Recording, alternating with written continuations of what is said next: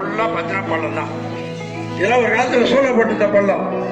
இருந்தவங்களுக்கு தெரியும், இல்லாதவங்களுக்கும் மின்சாரங்களுக்கும் தெரியாது.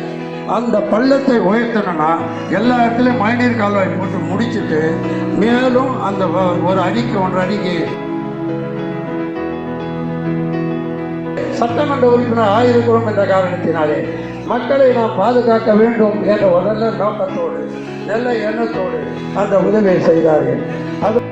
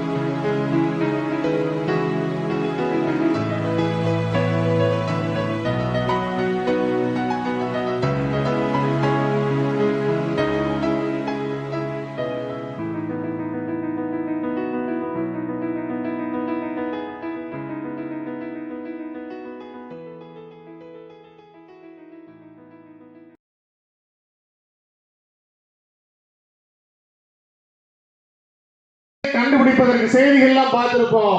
5000 ஆண்டுகள் பழமையானது, 4000 ஆண்டுகள் பழமையானதுன்னு. அப்படி அந்த பொருட்களுடைய வயதை கண்டுபிடிப்பதற்கு செய்யக்கூடிய கார்பன் டெஸ்ட், ஒரு பொருளை எடுத்தா அந்த பொருள் கண்டுபிடிப்பதற்கான அந்த டெஸ்டுக்கு 10 லட்சம் ரூபாய் செலவாகுது. தமிழ்நாடு அரசு 10 பொருட்களை தேர்வு செய்து ஒன்றிய அரசுக்கு அனுப்புது. மோடி அரசு 1 கோடி ரூபாய் அந்த பொருட்களுக்கு செலவு செய்வதற்கு வக்கில்லாமல் தமிழ்நாட்டு ஒரு மாதத்திற்கு 8500 கோடி ரூபாயை வாங்கிட்டு மீதி 5 பொருட்கள் தான் எங்களால் தேர்வு செய்ய முடியும். 5 பொருட்களுக்கு எங்கிட்ட ஃபண்ட் இல்லைன்னு சொல்லி 5 பொருட்களை திருப்பி அனுப்புது. தம்பி இளைஞரணி கொஞ்சம் சாலப்புறம் போட்டுக்கூடாதா? கூட்டத்தை கட்டுப்படுத்துக்கு பிரகாஷ் என்ன அப்படி பண்ணிட்டு இருக்கீங்க?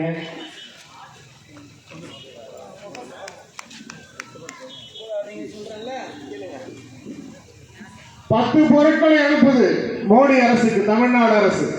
ஆனா தமிழ்நாடு அரசு அனுப்பிய அந்த 10 பொருட்கள்ல 5 பொருட்களை நாங்க எங்களுக்கு ஃபண்ட் இல்லைன்னு சொல்லி 5 பொருட்களை திருப்பி அனுப்புது. ஆனா அதே மோடி அரசு ராமாயண அருங்காட்சியகம் கட்டுறதுக்கு 2000 கோடி ரூபாய், அவங்களுடைய கதைகள்ல சொல்லப்பட்டிருக்கக்கூடிய சரஸ்வதி நாகரிகத்தை கண்டுபிடிக்கிறதுக்கு 2500 கோடி ரூபான்னு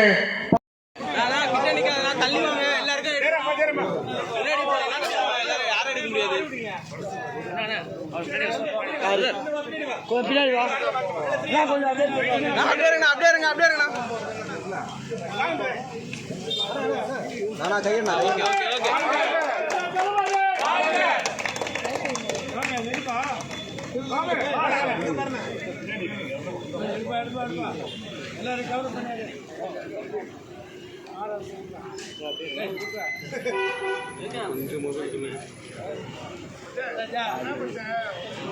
ஓகேண்ணா ஓகேண்ணா ஓகேண்ணா.